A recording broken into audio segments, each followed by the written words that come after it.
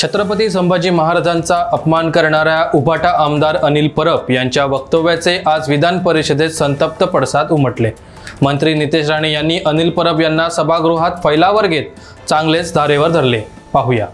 सभापती महोदय, नेमका यांच्या छळ झाला त्याची व्याख्या काय? स्वतः लोकांची घरं तोडण्यासाठी हे तक्रारी करतात, केंद्रीय मंत्र्यांना अटक होण्यासाठी यांचे फोन आणि यांचा छळ झालाय।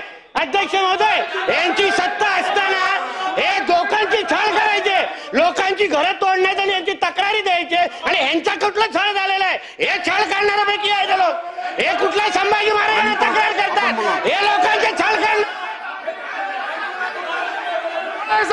आपण बोला,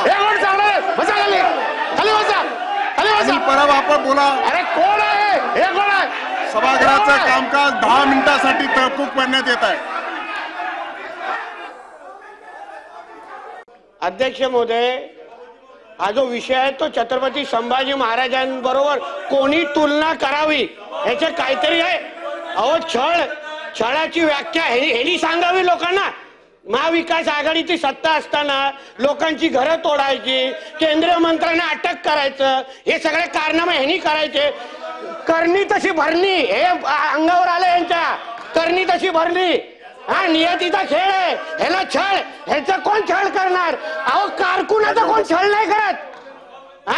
कारकुन स्वतःची तुलना छत्रपती संभाजी महाराजांची तुलना ह्यांनी करावी?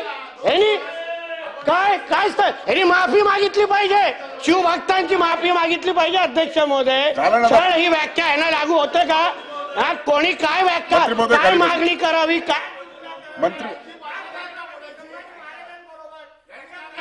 सभापती महोदय, मला असं वाटतं